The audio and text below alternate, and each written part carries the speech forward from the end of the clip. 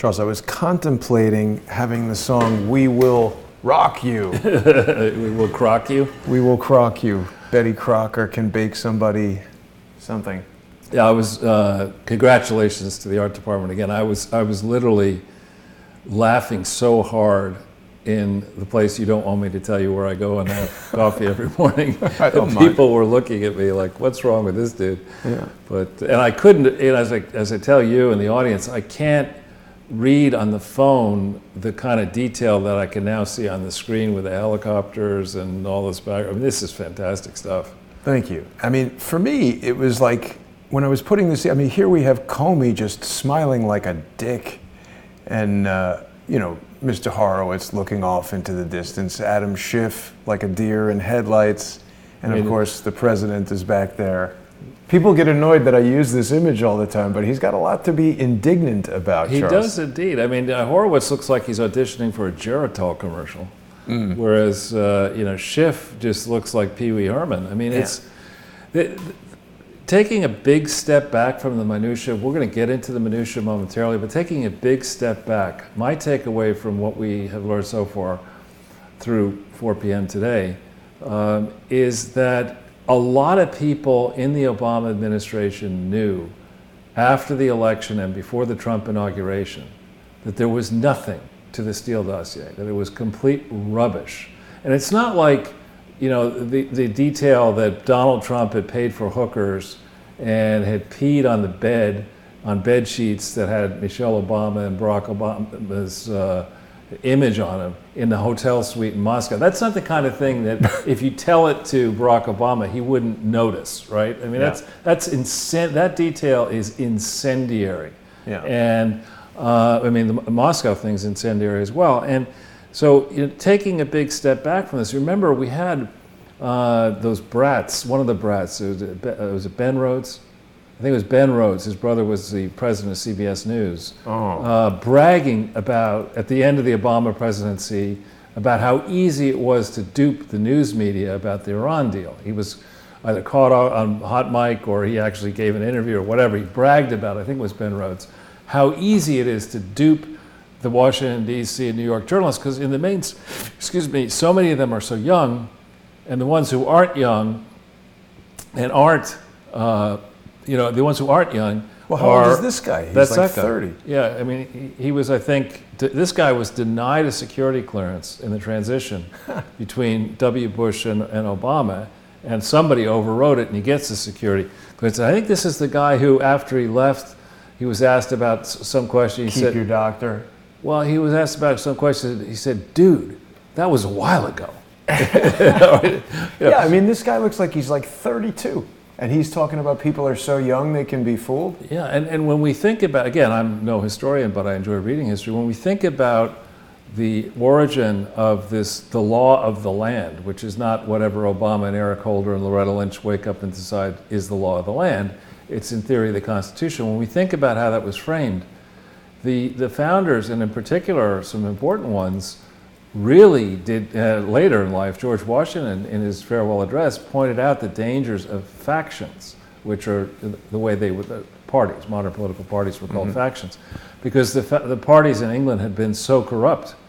So we've migrated from reverence for the law, we've migrated from a period in our previous country, or our legacy country, England, where the laws have been so corrupted and the rich and powerful and the monarchy had become, so out of control that there was a violent set of backlashes over decades, culminating in the adoption of the Constitution in 1789. We've come from that era to an era where it's just accepted that it doesn't really matter what you say under oath, it doesn't matter what you do. What matters is the Attorney General and are the U.S. attorneys ever going to get around to prosecuting you for the crime, and is the judge going to enforce a sentence that will stick, and will you get a judgment against you that will hurt, or can you screw around the way the Clintons have done since time immemorial, just committing more and more crimes and getting away with it, and then saying, well, because I got away with that set of crimes, let's try this set of crimes. So this idea that you can have a news media, which is in theory supposed to be objective, reporting garbage out as truth for this long. Even today, after, and I haven't watched Horowitz's testimony today because I was busy on the slides, but even today, with reports coming out that, Horowitz did not say everything was hunky-dory. Horowitz did not say that Comey was vindicated. Horowitz said nobody was vindicated. That, yeah, it may have been opened, this investigation, following the getting over the low bar that exists for opening investigations of this type. But the key point here is that early on and before Donald Trump swore his oath of office, January 20th, 2017, well before that moment in time, a lot of people knew, the FBI director knew, a lot of other people knew that the Steele dossier was garbage. And so as we think about this period, we have to contemplate the period prior to the election, prior to November 8th, when Hillary and Bill and Obama understood that Donald Trump might win. Mm-hmm. I want an explanation. If we had a real FBI, I want an explanation, a tough examination of who placed the order for the Grucci fireworks, the Grucci family being this powerful Italian family, and they don't just say, oh, sure, you can have these fireworks, and if you decide not to use them, you get your money back. I mean, that's not the way it works in that family, right? So it was a big order. Or with that type of product. Fireworks is a limited industry, and they are the Kleenex of it. Right. So Hillary had planned this event. She had this big glass ceiling she was ready to break. It said she just probably broke most of Bill's glass sculpture over collection. His head. Maybe a few TV sets and a lot of bottles of Chardonnay and whatever. But she had all this ready to go. And the first moment I suspected that Trump was in fact going to win is when I heard that they'd canceled the order. Which was I think it was about 2 days before the actual event. When I heard that, I said, wait a minute. It's not because they're concerned about global warming that they're stopping the fireworks thing. It's because they know that she is not going to win. Yeah. And so from that period, right around that period, I think a fateful decision was made. After Hillary was probably incoherent well before 10 p.m. on election night, but by the time all these people had to report that she wasn't going to win, she wasn't going to be the president, she was certainly in third or fourth bottle of Chardonnay territory, and as a guest. And who made the decision to dress her up and Bill up the next day in purple, which is the symbol of the resistance, and is certainly the kind of thing that Soros has a lot of experience financing these resistance movements and they love color that revolution. Kind of steganographic messaging. It's there. People will be like, "You're crazy. She's just wearing a purple thing." Right, and so we hear about all these conspiracies that have been debunked. That to think that there was anything odd like this, you're a conspiracy theorist, and I know you're the conspiracy realist. There has been a conspiracy theory here that Hillary Clinton. She's the one who popularized, my husband has been a victim of this vast left-wing conspiracy. I think it was January 27th, 1992. Vast right-wing conspiracy. Vast right-wing conspiracy, rather. Yeah, and so to go back over this ground, people close to the Clintons knew but could not perhaps tell her and admit that she was going to lose. Yet a decision was made, if we remember back in that period, to first encourage the electors not to vote him in. Also to encourage simultaneously Jill Stein and others to challenge the vote. Then after they got through there were a lot of decisions were made not to give in. And also we can remember beforehand that the trial balloons had been sent out there that asking Donald Trump and his people, will you accept the results of the election? Right. And only, when a decision had been made on her part, and even more recently, Hillary Clinton, not only has she stated numerous times that she deserves to be reelected in the 2020 election. Win again. Right, to win again, right. Yeah. But not only she said that, but I sent you this just in. Apparently recently she was in the UK doubling down under a theory that Boris Johnson is a Russian agent.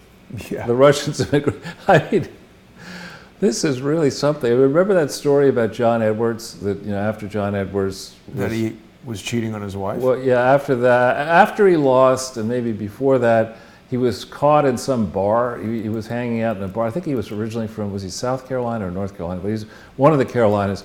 He was hanging out in some bar disheveled, not shaving any longer, and he'd sit there getting drunk at the bar saying, do you know, I nearly was the vice president of the United States. And I have a feeling that's what Hillary's doing, going around the world. Saying, I nearly was the first female president of the United States.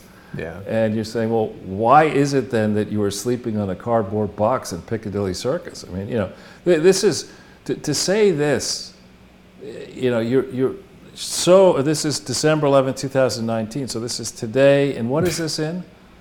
This is in the Federalist. The Federalist, yeah. I mean, for her to say, to use what remains of her credibility to go around the world, having, with Chris Steele, no less. Right. To suggest what plane is this, Charles? Secretary of State plane? I have no clue. It's got a seal up here. It's not Delta.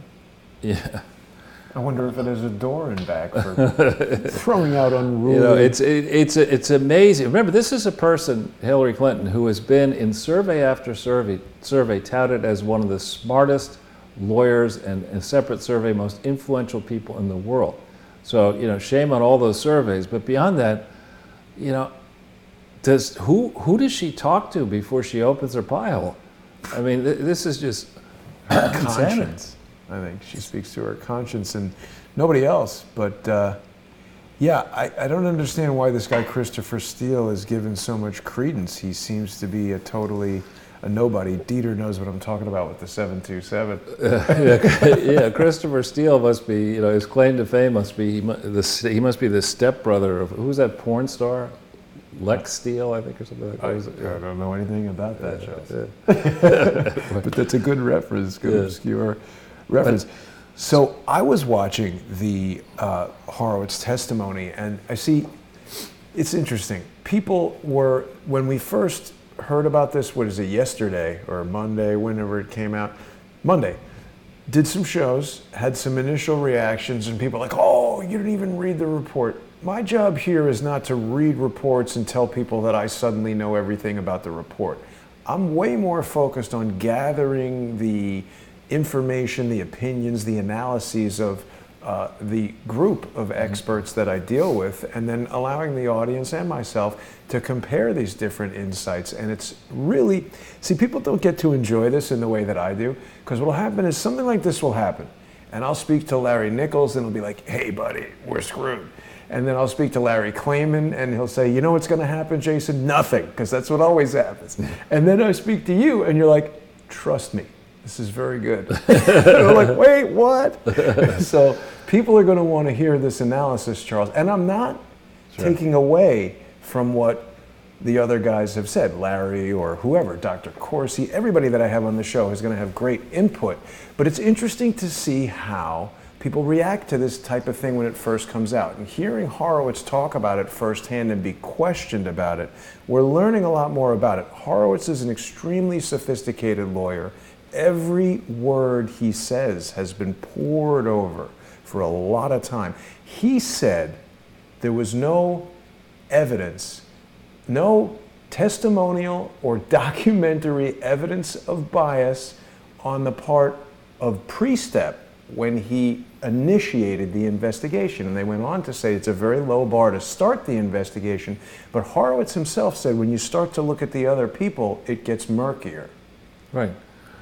Yeah, well, so my starting place in all this, it's when you have a father who is as smart as my dad is, and PhD in nuclear physics at age 26, and you're raised by him and a mother who had master's degree and was an expert on Johann Sebastian Bach, you're raised in a different way. And from people, even people who are, whose parents love the idea of you taking school seriously. And one of the great tips my dad gave me is don't start an inquiry by attempting to answer the question that is posed to you. The first step is that the right question to be considering? And or is there a better question to consider? And the first question we should be considering on the Horowitz inquiry is, who the fuck cares what IG Horowitz has to say? Basically, we already know he's a stooge. Well, we know this is elaborate. I've looked at the what is it called, the guide, the operations guide, the domestic operations, the domestic guide for operations and investigations or something like that of the FBI. It's like 1,000 pages long in 2 volumes.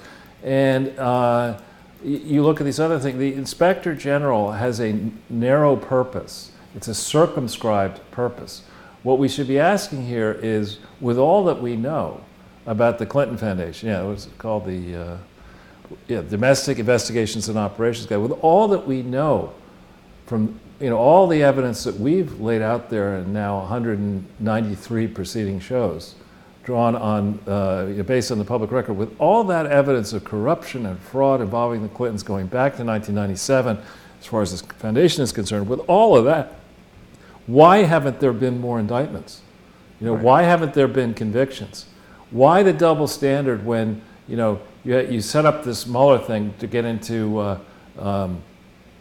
Russian collusion, whatever that is, and they pick on Roger Stone, they get him for something unrelated to Russian collusion. They pick on Jerry Corsi, they don't make anything stick. They pick on Flynn, they get him for something else. You can have that approach when it comes to enemies of the deep state. Yeah. But when it comes to the deep state, there's a very funny windup of the Epstein, there is no Epstein IG report from Horowitz, where I think it's on Free Republic talking about, in the way Horowitz would write it. Yes, it is true that Jeffrey Epstein was caught in the company of multiple underage females, but he had no deviant intent. It goes on. And similarly, this is a guy, Horowitz, maybe he's a great lawyer. I would say to you, he probably isn't. If he were a great lawyer, he would have been out of this job a long time ago, and he'd be out there, trying to fight with Dershowitz and Boys and those kind of people, if you're a great trial lawyer. If you're a great corporate lawyer, he'd be out in, representing suing Samsung or something. And Microsoft or whatever, the rich people. So I'm sure he's not stupid, and I'm sure he's a decent guy, perhaps, but he's flawed. This is his third flub. His first flub was the absurd conclusion that to let Comey get off, there's no intent involved with a serial liar, barely married to a serial philanderer, or maybe they're both serial philanderers. Maybe they know Corn Pop, speaking of cereal. Yeah, speaking of cereal. Getting together and say, those other secretaries of state, they use government email and maybe personal email. We're just going to route everything through the toilet bowl server system and unvetted devices that we bought on eBay and fly around the world with no security while our ambassadors, no inspector general, for the entire time that she's Secretary of State. That's what we're going to do. And there's nothing potentially suspicious about that. There's no intent to deceive when you're routing everything through a server system that nobody in the government was able to check. And then you hang on to all that property, and you may have given some of it back. There's nothing unusual there. Yeah. You lose your credibility with that. I'm somebody who I might give you a second chance, maybe. If it's important, if you're close to me in some way or another, family member, but There'd be a damn good apology there. Yeah, but to third shot, this is what you got. And dude, what did you spend all this time on? Well, Charles, they got a saying in Texas: "You fool me once, I won't get fooled again." Yeah, that's George Bush's saying, right? No, Yeah. But listen, here's what I feel about Horowitz. It's when a person who is not a lawyer, like all of us, try to evaluate the performance of a lawyer, it's literally like stepping onto an American Airlines flight that takes off in New York and lands in Los Angeles and trying to evaluate the pilot. Obviously, you got thousands of pilots. Somebody's going to be better. There's going to be one who's the best and one who's the worst. But as long as the plane gets there, you've got a functional pilot. They know a lot more about being a pilot than you or I. Now, given a challenging condition, how they'd react and how we could evaluate, I don't know. What I'm getting at is the lawyering business is complicated. And I think what I'm discovering is that a lot of lay people have this very simplified, naive impression of what goes on. Like there's a list of laws, and if you didn't break the law, you're good. That is not it at all. And seeing this testimony was really illustrative of the detailed process and understanding where the cracks are, and this dude is going right in them. Right, well, so, my take is slightly different. We've been talking in show after show now, perhaps ad nauseum, about this being an unusual period, 1988, 89 to the present. The deep state was there prior to 88, 89. It was given or it acquired tools of the trade that are far more powerful now, whether it's Google, Facebook, you name it, technology. Clear force. These various things give the official government agencies enormous power. And so in this period, 88, 89 to the present, or to 2016, 17, is a period where even the Bush family, who were not that wealthy compared to Donald Trump. No, they're not. Tens of millions, maybe. It's Gotta be more. No, it isn't. Hidden, stolen money? No, I don't think so. I mean, maybe today it's 100, but it's not, up in the 10 billion possibility of Donald Trump and Jared Kushner. You count his wealth and stuff. So this is the first time that you've got somebody in the White House with a tremendous amount to lose financially.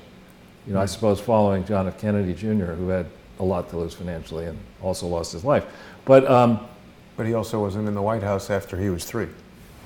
Huh? I'm talking about John, whatever his name is, John F. Kennedy, the president. Regular. Okay. Yeah. Was he not Junior? No. Junior was the guy who died in the plane. Well, the guy who was the president.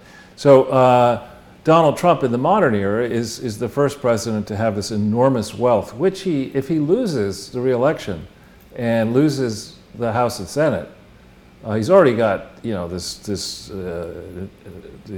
bunch of hornets, a hornet's nest here in New York, and he's probably got similar treatment out in California where he owns property. He loses 2020. He loses bigly, as he would say. So this is the first time we've had this type of a battle where the people behind the deep state in Washington, D.C., or between the big money and pretending that they're manipulating the levers of power in Washington, D.C., they can't manipulate him. Or they haven't yet been able to manipulate. You think of the incoming this dude has taken, our president, and he's still ticking, he's still out there giving rallies. And the reason we got this up here? Well, because you just reminded me of something when you mentioned deep state, is that the whole thing is really a social engineering operation, and they don't miss a single opportunity.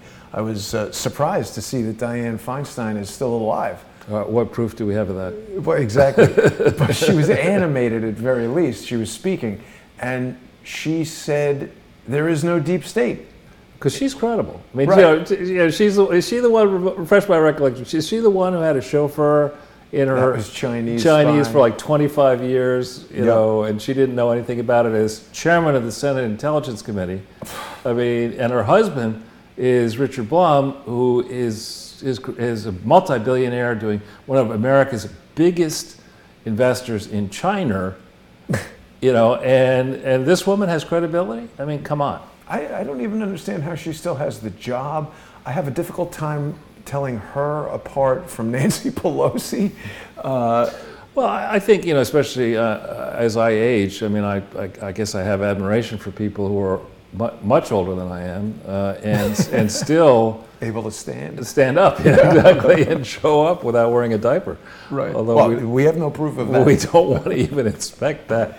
But the fact that she had to get that in there, and even the vaunted, if that's the right word, Lindsey Graham, they all start with this conclusion. We know Russia hacked the DNC, and oh yeah, they definitely hacked. It's like, wait a minute. We've had no one to study that yet. Right, but why is Lindsey Graham saying that on the floor of the Senate? Well, again, so I think you're sitting there in the swamp, and I mean, I try to spend as little time in Washington, D.C. as possible. I think you were, one of the shows recently, somebody said, a listener said, why don't you run for Congress? Because I'd rather have bubonic plague. I mean, it's like, the notion of raising money or spending your own money to take the oath of office and have 60 seconds before I have to go out and raise more money to get reelected and deal with a whole bunch of crazy people who want you to think about this and think about it. I have no interest in that. I'm just picturing you going to the bank, depositing a paycheck for 1/12 of $170,000. It's like, I don't think so. But anyway, Charles, so it was, I think, interesting to watch, and less of a sort of a comedy session than what Adam Schiff was doing, or even when he wasn't there, what the other people were doing. Yeah, but so my initial take, it's funny, when I have not read every word, because I read enough of it actually. When it first came out, I actually started reading it, I'd say 10 minutes after it came out. And I noticed in the opening, I noticed it said that the focus is the opening The focus will be on Operation Crossfire Hurricane, primarily from the period when it was opened by the FBI, July 31st, 2016. Right. When I read that, I said, this is rubbish. Because they don't want to look before that. Well, yeah, the context is what is really important here. You know, we had last night, George Papadopoulos was on multiple shows, but I think I saw him on either Hannity or Tucker, I forget which. But and several thoughts ran through my mind. I mean, the first one was he pointed out that he's surprised that that they were targeting him in the period where they're targeting him, because at that moment in time he was still working for Ben Carson. And so the way I was thinking is like, first, now we got Ben Carson and Donald Trump. We're going to take this dude and make him a foreign policy advisor based on what? That he speaks a foreign language? Well, I mean, it's just like, I mean, he's a nice enough guy and he's got a hot wife who's very smart, but I mean, why would you exalt this guy up to the level where he's going to tell Donald Trump about foreign policy? I mean, maybe he's a summa cum laude graduate of some place with great credentials. He's written all kinds of papers about I don't know what. But I didn't see any signs of brilliance in George Papadopoulos. That said, I see a lot of signs of street fighting. And I love the lick he got in last night about, you got to be suspicious about Alexander Downer because he funneled $25 million into, he's got the Republican version of the aviator glasses. But he doesn't look Greek. His name certainly sounds pretty Greek. Yeah, but he looks Middle Eastern or something, or Indian. It just, I don't understand. I just don't understand that world where you have all these people milling around in their 20s and 30s, and next thing you know, George Stephanopoulos is, the press secretary, or whatever, chief of staff, or whatever he was. That's just like, well, who knows? doesn't make sense to me. Doesn't compute, exactly. Well, so we've got some minutia to go through here, and we've got not a tremendous amount of time to do it. So maybe we get into this.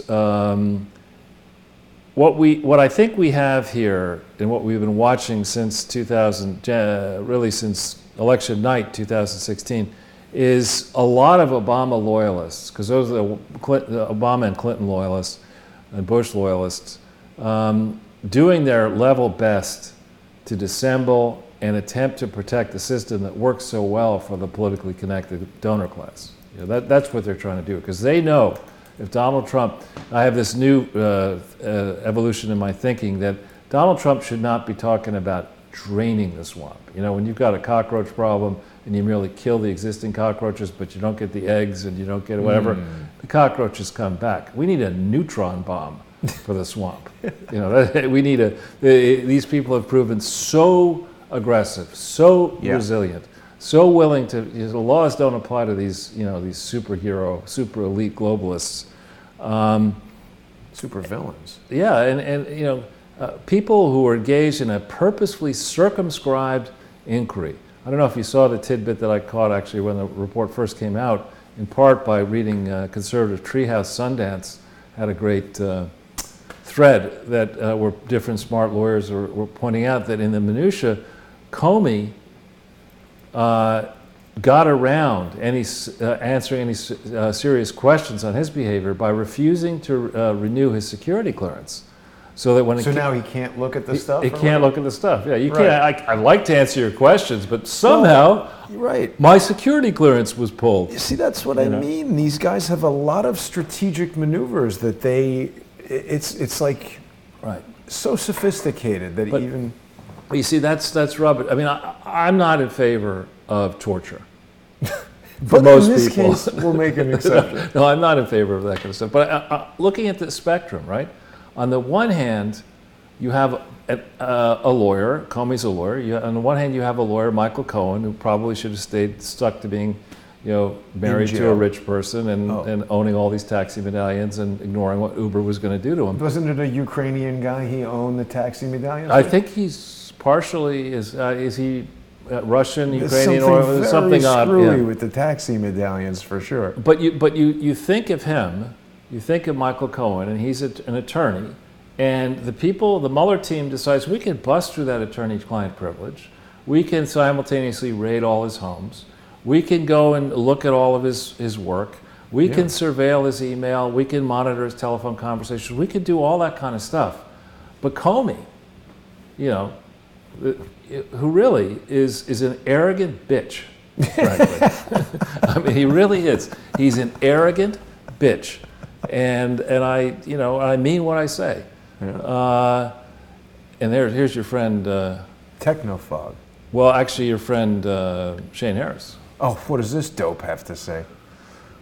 This is as January 11th, 2018. Shane Harris saying, I'm telling you the dossier was not used as the basis for a FiSA warrant on Carter Page. And Technofog, whoever that person is just going person by person through all the tweets who got it, all the quotes, journalists, really hacks, who got it wrong. But anyway, so going back to the point, you have one standard for Comey who gets to all this deference. You know, he gets to participate in this Inspector General inquiry. He gets to game that system. He gets to write a book.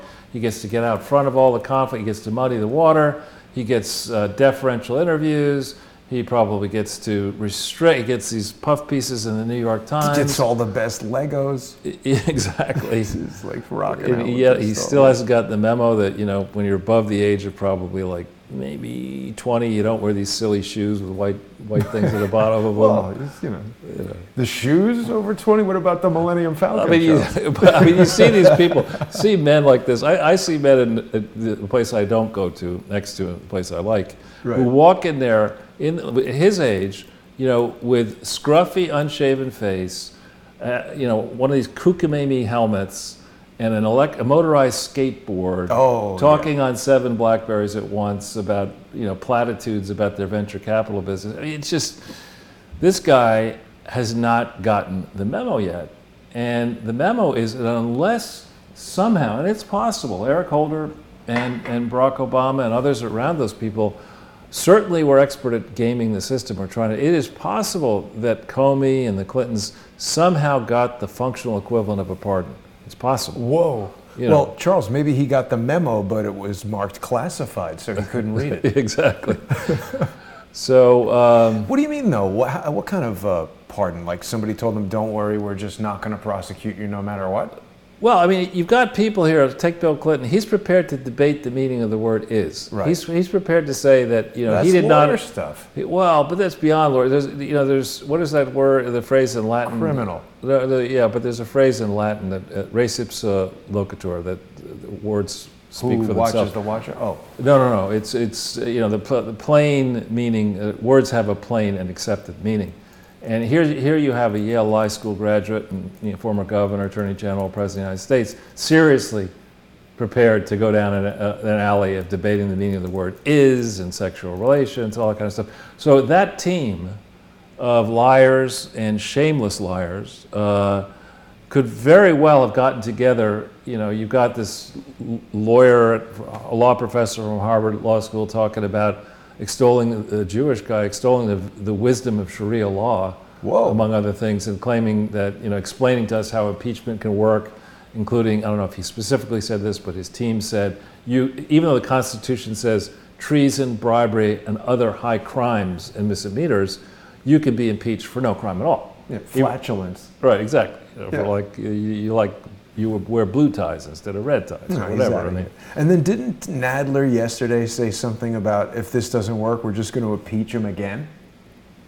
Like, I don't know if Nadler said that, but another congressperson from California did. And that there's something I only recently have started watching, which is called Pookie's Tunes. I don't know anything about that. It's on Free Republic, you'll see it. And one of them here is there's somebody says something like, it figures, you know, that 5 people who were up on stage was 2 loopy liberals from California, 2 from New York, and 1 from Massachusetts, trying to impeach.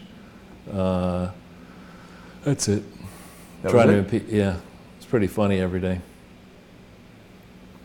Some are very funny, and some are less funny. There we go.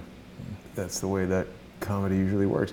Well, I mean, it's an amazing thing to see, Charles. It really is a farce, and I continue to be shocked by the number of people who I consider intelligent who believe that this is a legitimate process. Yeah, unfortunately, we're setting precedents here. Right. And it's weakening the office of the president because it's just making people think that you can just impeach someone as a political maneuver.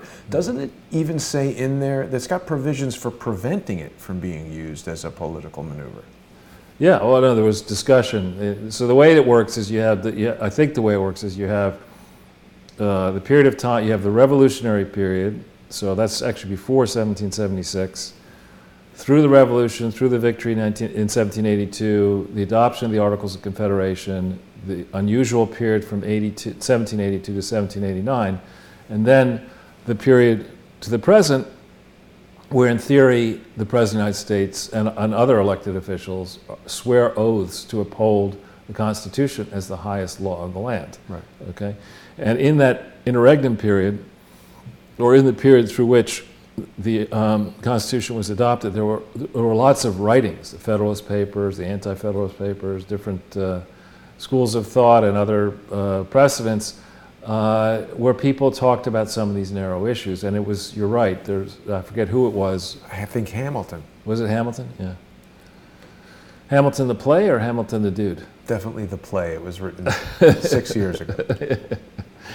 So anyway, Alexander Hamilton, I think it was, maybe McCarthy gave a speech the other day, a press conference where he was talking about how Alexander Hamilton warned us not to use impeachment as a political tool. Right. And then who does it but a political tool himself, right. Adam Schiff. Yeah, the political tool party. Yeah. Good. So why don't we just quickly take this issue of the show and our approach being different than the standard approach. We really, I was struck last night. I've gotten to the point now where I had great difficulty watching the 6 o'clock news hour on Fox now, because if I wanted to watch MSNBC, even I, who I'm technologically literate, even I know how to get that channel moved to 14. Is that Donna Brazil's show? Who's on that 6 o'clock? No, this is Brett Barrett, the evening news. So Brett, until very recently, was emulating. I think he was moving over to, give the other side more of a shot, and even being critical of Trump and what's going on here. And last night it was interesting because they had Molly Hemingway, who was really fantastic and has taken a lot of shit from the left. Having read this report, you had her, you had Steve Hayes, and you had the editor of The Hill, and Bear, and Hill and Hayes were trying to say, well, this is, the thing was open legitimately, and Hemingway was saying, look, you missed the point. I've read the whole report. The point here, and they say, oh, we have to, of course. The entire news media has gotten this wrong for over 2 years. Right. This has been a corruption of the process. Yeah. It has gone on way too long. It has cost literally lives by delaying, for example, the common sense I hate this phrase, but common sense legislation to bring drug prices down in this country probably has cost lives of seniors who elected to defer paying for medicine or didn't have the medicine. When this is something that the right and the left want to do, but Nancy Pelosi's been holding it up. We have the USMCA being held up. All this stuff has had Didn't real. they do something with it yesterday? Well, they just agreed that maybe they'll get it across the line now, but it still has to be approved in the Senate, and that's a whole other story. But some people still hate that USMCA. We'll talk about that later. People have, that's the way you get stuff done in Washington. You hate it, and then somebody comes to you and says, "Okay, how much would it cost me to have you not hate this anymore?" And that's when you say, "Well, I think the right number is," and you look at the person's eye and you get a sense of, are they going to? Is it more or less than the cost of having this person assassinated? Is it an M or a B that we should be talking about here? Is it 100 million, or is it a billion, or is it 10? Anyway, so we're in a place now. If we could just go to the next page, where what we've been trying to do here is really illustrate, since June of 2017, you and I lay down a whole bunch of markers to explain the real scandal, what everyone's trying to cover up here. What everyone's trying to cover up is that the Clinton Foundation, the Clintons, created this gigantic slush fund and milked it. We don't yet know exactly how much money precisely. We know they're estimated to officially be worth somewhere between 100 and 250 million bucks. But we don't know if they have money stashed around the world and property stashed around the world in little pieces of paper that entitle them in legal agreements to have even more money when they croak and Chelsea inherit. We just don't know yet how much money they may have put together.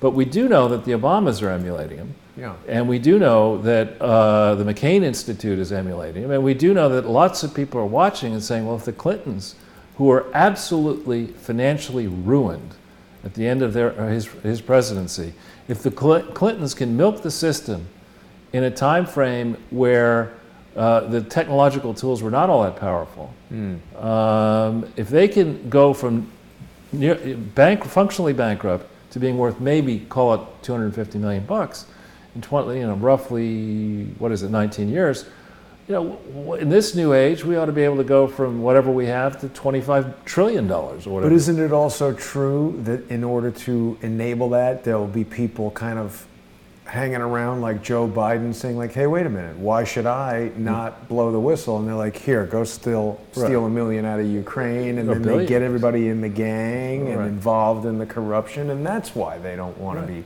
investigating this other stuff. And that's why actually, Brazil, people may remember one of my grandmothers was born in Brazil, and my next brother down has made a specialty for a portion of his career of really understanding what's going on in Brazil, and has lived in Brazil and filed taxes in Brazil. And there you have to file a balance sheet, a real balance sheet, and an income statement. And the point being that you don't just get away with these disclosure forms that politicians in Washington, D.C. have that say, my net worth is, the value of my equities is anywhere from $1 to $40 million. You have to say precisely at year end, you have to get not BKD, a real accounting firm, to go in and figure out what you were worth before you showed up in Congress, the equivalent in Brazil. And then every year, you've got to explain how your net worth is. You've got to declare all your assets and liabilities, and you've got to explain how the changes. You've got to do all that stuff. Yep. And we're just taking a little journey to Brazil, Charles. Yeah, it's a nice, as you know, you've been there. I do have a great affinity for Brazil. Now wait a minute, where is the Jesus who's supposed to be up here? Oh, it is up there. Do we see it here on Google Earth? This is not, this is the thing that you take to get up there. The funicular, or whatever it's called.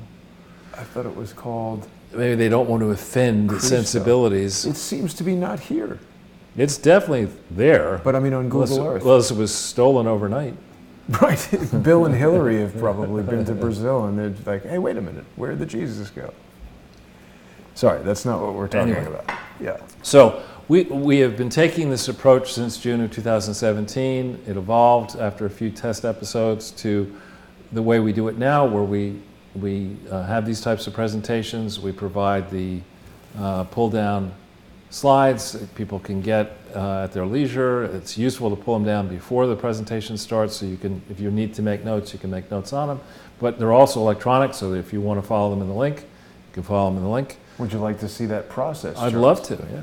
Because, we've set up this handy-dandy playlist that people can access. If you go to the Jason Goodman YouTube channel, we've got all the episodes of Sunday with Charles, all the episodes of Charles Ortel is Closing In, and all people need to do is you click on the video that you want to watch.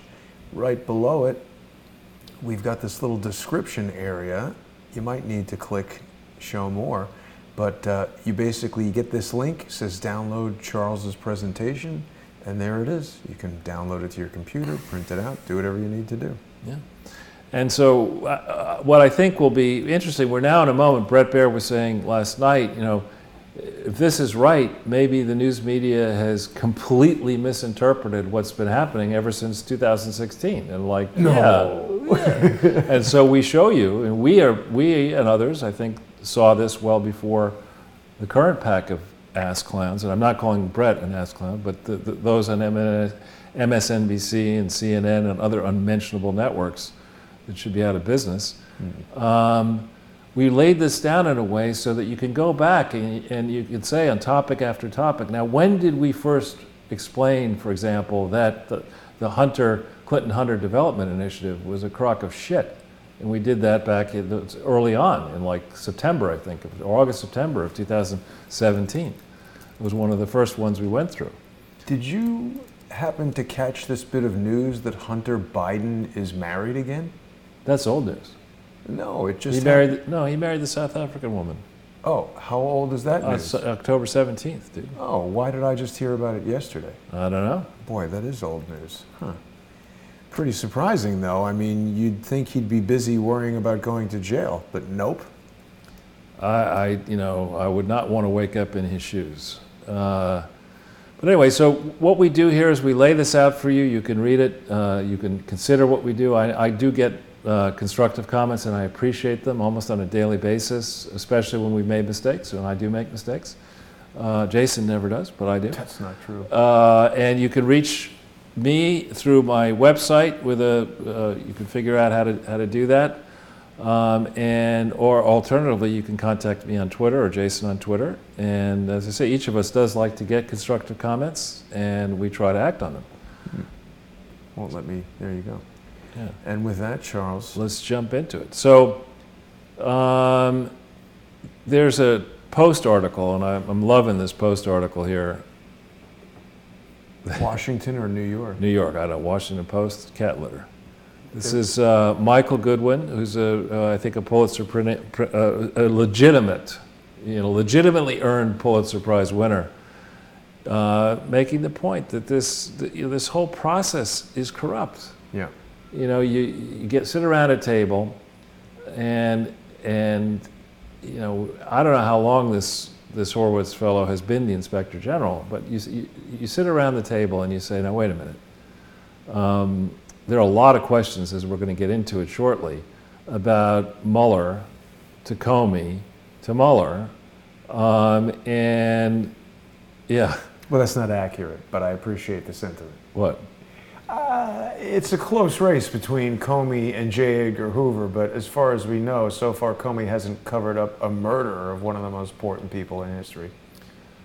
Well, I mean, I don't know. I mean, honestly, this is at a stage. I mean, we shouldn't be in this place where we're looking at facts that are out there. We're going to show you links to FBI vault files. We shouldn't be in a place where we have to do 194 shows to try to get the FBI and the DOJ and Durham and Barr and others to freaking wind up the Clinton Foundation, put it in conservatorship, go after the accountants, go after the donors, collect a whole bunch of money so we can balance the budget. We shouldn't have to do this 194 or however many times we're going to have to do it before it happens. But I missed the joke, but the comments are talking about post-pardon depression. That's very good. Yeah. So Comey, Comey's an awful guy. Yeah. As I say, he's a bitch. Yep, I like that. Good characterization. So, and then this point. I mean, what the hell were they doing? It's like I remember. Fabien and I and others we decided on a crazy project. We were drilling for oil in Paris, France. It's one of my favorite stories. And we were at his brother-in-law's wedding in the south of France when the results came in for the first well of the ones that we were going to drill, and it was really exciting. I mean, we had a tiny little company. We bought it actually. Our partners had bought it from a branch of the Rothschild family. We had a pretty nice office in Paris. It was an embarrassingly nice office, right in the poshest part of Paris. And that became a problem when we would negotiate with suppliers to this project who need us at our office. Money. And they're like, right. Are you kidding me? Triple the price. But anyway, so we get results for the first well and field reports, and it's like, holy shit, you're at 27 barrels a day, and it looks like it could be flowing 1,700 barrels a day. That's fantastic. And we're at this wedding, and everybody's happy, and all these, interesting people who are also many investors with us. And we thought we'd actually hit a huge home run, and we get the sheepish report the next day. Well, yeah, it is 1,700 barrels a day. It's all water. It's water, exactly. Yeah. It's Perrier, not petroleum. It's like, so then I freak out. I was in my, I guess, early 40s at that point, and I went batshit crazy, and I said, get those fucking engineers on a plane. We're gonna have a meeting. We're gonna fly them in from Texas. What went wrong? These guys come in, whenever they come in, a little while later, and they say, they give me this long presentation about, well, just want to tell you that we thought we were going to spend so many millions, and we spent this many millions, and we got the pipe, and we sent it down in this direction, and went through this rock, and down here, and over there, and then it got to the objective. So it was a success. The project was a success. I thought the objective was oil, exactly. not water. I said, I'm not interested in making sure that you get your damn drill bit to a certain point under the earth. I want fucking petroleum. That's why I gave you the money, not Perrier, and not a long story. And similarly, what is it taking? Why would anybody who cared about the fact that we're running $1 trillion deficit a year allow this Horowitz idiot to spend 2 years and come back with this? I mean, if the bar is so low right.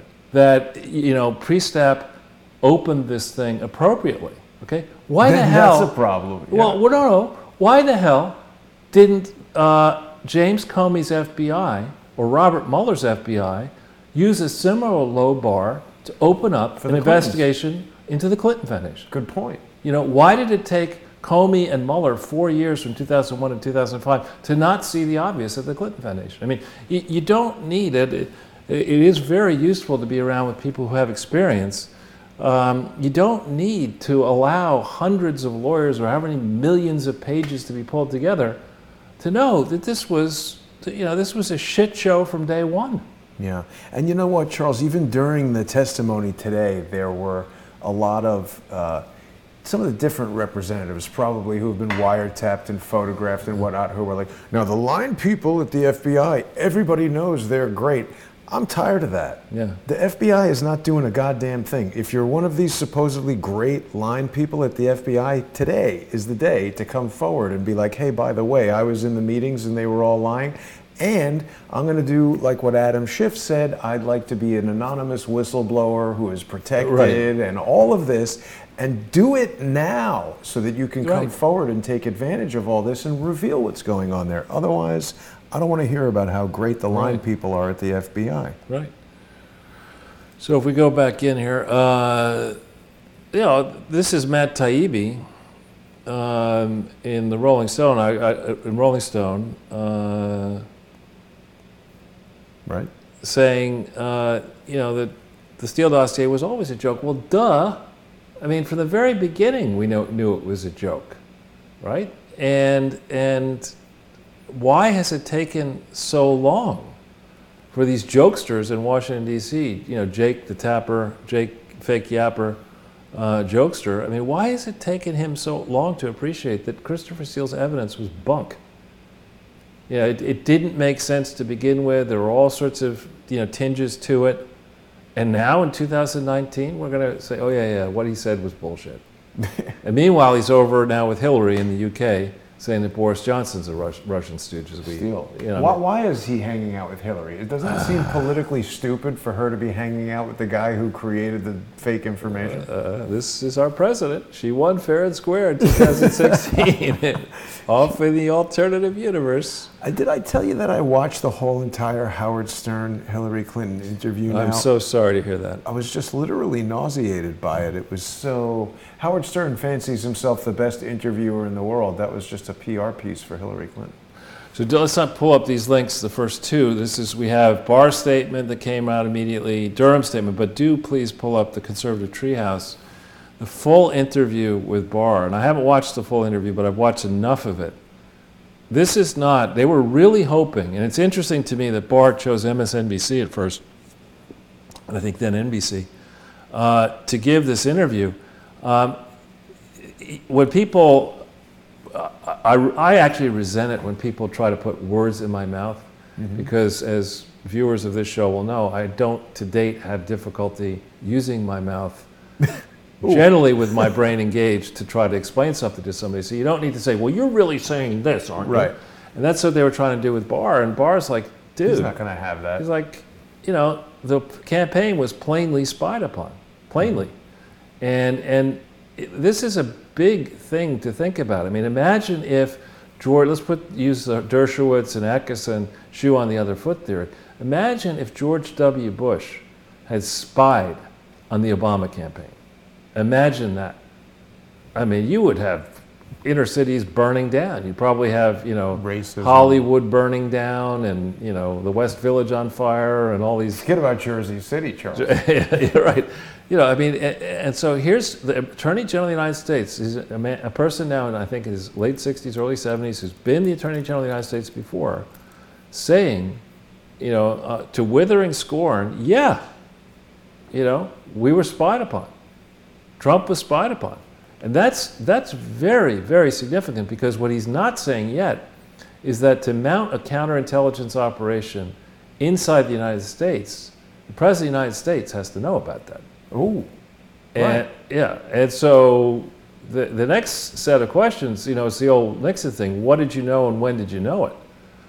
And so in this case, a self-described political junkie, which is what Obama has called himself many times. Political junkie? Yeah, that's what's his name? Chuck Todd describes himself as a political junkie. The truth is, he's just a political junkyard dog. Just a junkie. Yeah.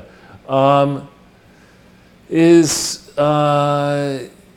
quite interesting to me because I don't believe for a second that, unlike the case of Biden, where Obama's not endorsed Biden, I don't believe for a second that Obama was oblivious about the need to cover up all of Hillary Clinton and the Clinton Foundation's crimes. I don't believe that for a second. He was in the process starting in 2014, and March 2014, January 31st, 2014, of trying to raise money for his own foundation, right?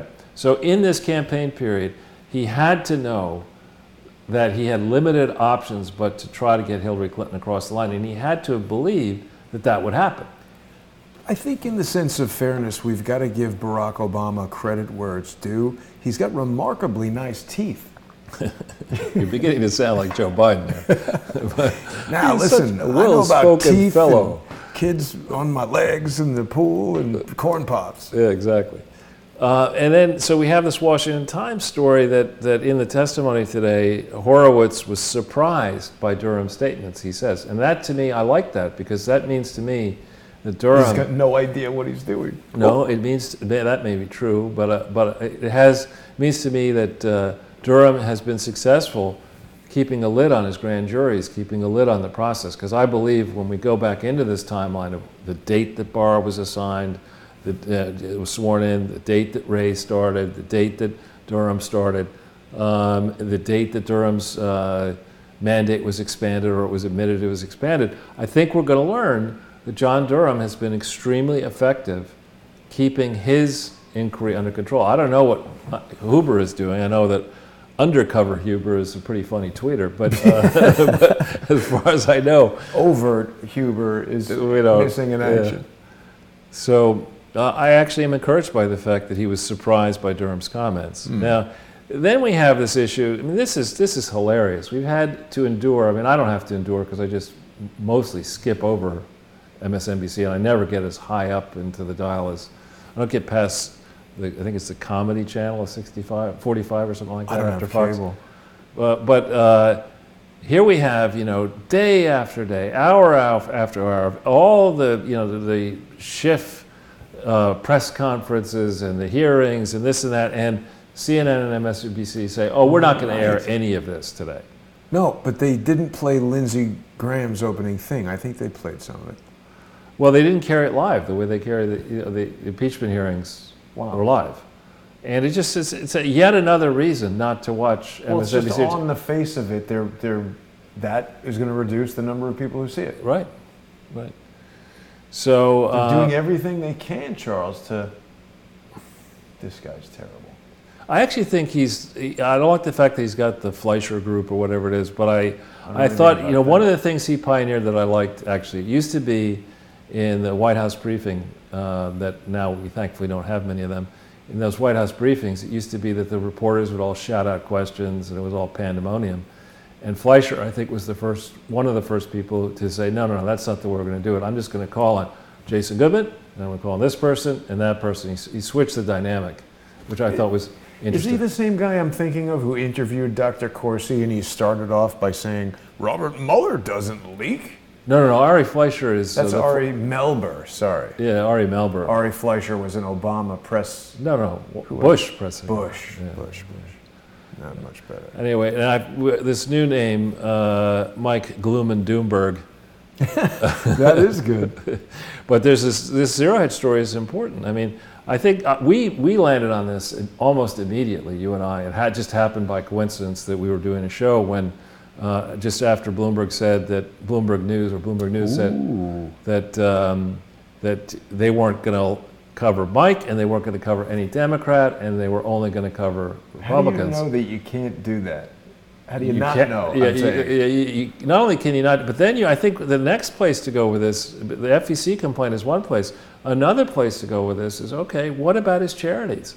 Are his charities, now that he's made this decision that his business is going to be run, his news business is going to be run as a propaganda arm, can we then say that the philanthropy stuff that he's doing is actually also meant to burnish his political candidacy and that he hasn't fairly disclosed, the connections among these various entities? That makes the whole entire thing an in-kind consideration. Right, and on top of that, then that's before we get into, well, the reason he may have made this decision is because the unwise involvement in C40, which we've done that show, and we've talked about this many different ways on other shows of green regs and scam, that Mike Bloomberg's unwise decision to accept the chairmanship of C40, taking it, I think, after Boris Johnson started it in 2007, and his subsequent involvement in the C40, getting it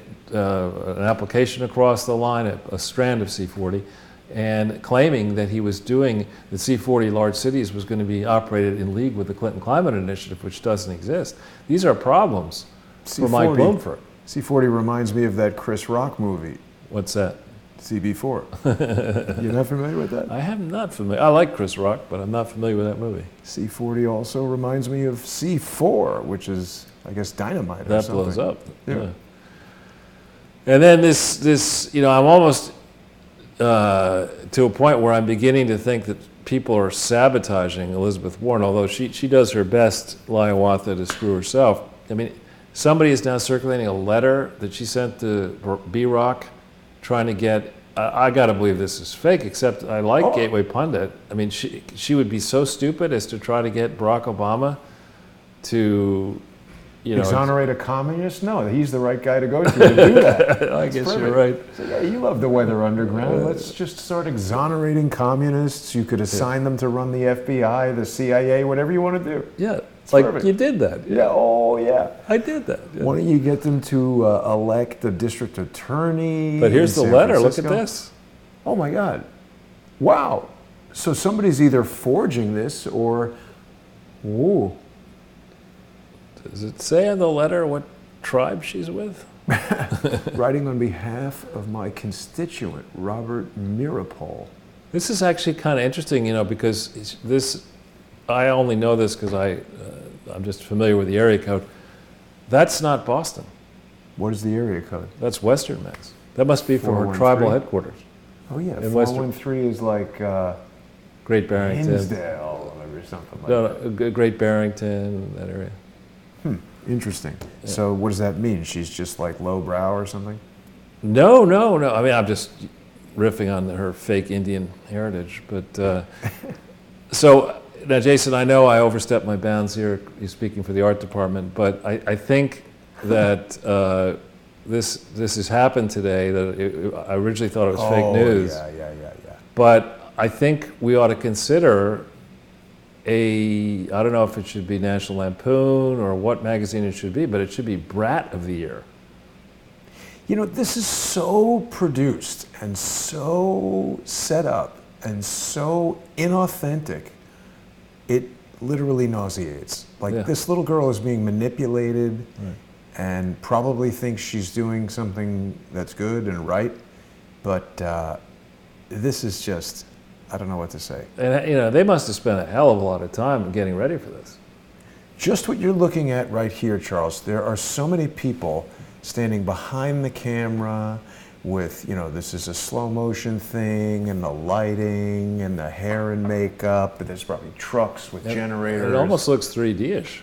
Well, they're doing that on purpose. And like I said, this is a young girl standing that still. She's obviously a very skilled actress. Being able to do things like this is not something that everybody can do. So she was selected for her ability to take direction, her ability to, you know, this is like modeling stuff here. And I know people think models are idiots, but try to, you know, do this. Go recreate this in your backyard. It's not that easy. Certain types of direction she's not so good at, like getting on a sailboat to go down to Chile to discover she has to get back to Madrid. That part I don't know about. But remember, the conference was going to be down in some conference on climate. It was going to be in Chile, yes. And then the government fell, and she was mid-South Atlantic in a boat. And I'm talking about on-set direction. Yeah, I know. There's certain types of directions, not so good. Make it right, Greta. And then this was from our friend Fabien, who must have been sending this from like the plane or something. This is pretty funny, actually, when you think about it. That a pulse of methane sufficient to be detected from the South Sudan wetlands. Now, I've flown over South Sudan. I've landed in Khartoum, coming back from Kenya, or going to Kenya, I forget which. But there aren't any industrial plants in the South Sudan. There aren't any coal. No? There's no coal. There's no nothing. And I'm not trying to make light of the challenges posed for the long-term survival of the human race. But I would respectfully say, as somebody who has been around serious scientists, that you're not talking about a problem that gets solved by bartenders and 16-year-old amateur sailors. I mean, yeah, those people can have interesting views. And sometimes it's the quirky observation that does yield the solution. But trying to figure out what's going on in a globe the size of Earth, where 30% of the Earth's surface is in land, roughly, and 70% is in ocean, and large swaths of that land are frozen, the Antarctic in particular, is not a project that should be calibrated on temperature changes on a daily basis. I mean, you're talking about thinking about trends over long, long periods of time. I found an article that shows the technology that they use to detect this. It's obviously a very high-tech... Is that Eric Swalwell's tutor? I don't know who that is. Or he failed that class. They found the methane, Charles. It's very mature. Very good. Sorry. Very good. It's okay. So with that, I think we should just fly through this. This is for people who have not thought about this recently. It is admitted in the first IG report that the FBI opened, in theory, the low bar for opening investigations was met in at least two cases for the Clinton Foundation. They spoke about it many times during the testimony today, the low bar for opening. Right, yeah. So that's January, and that's reassuring to know that a powerful investigative organization like the FBI should have a low bar for opening counterintelligence investigations inside the United States against American citizens. That's really reassuring. Not. We're going to go into some detail about a letter. We've talked about it before. We're going to revisit the letter that is dated January 10th that was sent to Dopey, James Comey himself. And then the same person who sends the letter walks in January 27th. We still don't know who that person is. We don't, but I hope Durham does. So then the 16th of March is when WikiLeaks has the searchable database of the Clinton State Department related emails. Now remember, there was a protocol put in place in theory that would regulate relationships among Bill, Hillary, the Clinton Foundation, and the State Department, where there was supposed to be conflicts cleared. So there should have been a lot of emails back and forth on the subject of Bill's speeches and the subject of Clinton Foundation activities and its reorganization. Where are those emails? So by May 7th, Thomas Lipson's piece on my work on the Clinton Foundation makes it into Zero Hedge and gets a fair amount of attention. Roughly a month later, Assange says he's got information that's going to put Hillary Clinton in jail, intimating that it has to do with the State Department, corruption, and the foundation. Is the way I read that. I bet you that's what got them so angry at him that he's in jail. That's possibly. And then, so 15 days later, Bill Clinton accidentally runs into Loretta Lynch in Phoenix, right? And I didn't realize this, I believe this is right, that the 21st of July is when Trump was formally nominated to be the Republican Party candidate. So at that moment in time, I suspect that the insurance policy that they referred to, and insurance, but once they had it locked that Trump was going to be the person, they knew they had to drop as much dynamite as possible by October. So they were getting positioned to take him out. I'm not to assassinate him, but to take him out of the game. Hillary, the 28th of July, and around the 28th of July, it turns out, we learned from this latest Horowitz report, that's when the FBI says, you know what, let's investigate Trump and Russia. They formally open the investigation on the 31st. This 30-day rule kicks in, 60-day rule kicks in on the 10th of September. The second piece that I did, or that got a lot of attention at Zero Hedge, happened like 1 or 2 days before then. But this informal rule, the FBI is not supposed to meddle in the election, starting the 10th. But he broke that. Broke it. It was like, that's the whole purpose of the FBI. We got to make sure that we get meddling, right. And so the 3rd of October, we'll have. He could get a medal for meddling. Yeah, that's right. The meddling medal. So the 3rd of October, we're going to take people again through this letter, where an FBI internal analyst says, I better mark down the fact that while we have all this incriminating evidence on Hillary Clinton, of course we're not going to look at it. And then the WikiLeaks dump starts on the 7th of October. The Carter Page warrant, I think, is put into place. I thought it was the 17th of October, but somebody else told me the 21st, and I couldn't figure it out before this showtime, so we'll get into that next Sunday. How do we like Carter Page? I think we've met him. That's what I mean. I can't quite gauge. Page? You can't gauge Page. Because he was communicating with me for a while and was talking about coming on the show, but then... You need a page gauger. I should page him. And gauge him. It's like, hello, it's 1986. Right. So then we have the election day, right? So on the 8th of November. So let's go through some anomalies on the next page. All right. The first question is, why, as this departed friend of mine from the South used to say, he'd say, why in the fuck did Barack Obama pick James Comey to succeed Robert Mueller? Why did he do that? Don't know. I mean, we have this thing we put, you don't need to hit the link, we put up before. This is lifted from the FBI vault file that describes this investigation. It says it's an investigation of the William J. Clinton Foundation, closed in 2005. The William J. Clinton Foundation, the correct name of it was the William J. Clinton Presidential Foundation.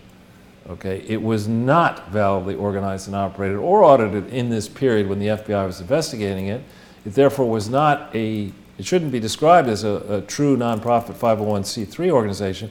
In reality, it was a 170BA6 public charity. It's a subset of this type of organization that has special requirements that were not followed, of course.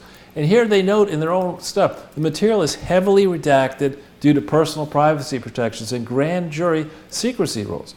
What that is telling you is there were grand juries impaneled looking at this, and these grand juries, the people. Where'd they go? Well, the people who was leading the prosecution, the person who was leading the prosecution before the grand jury was who?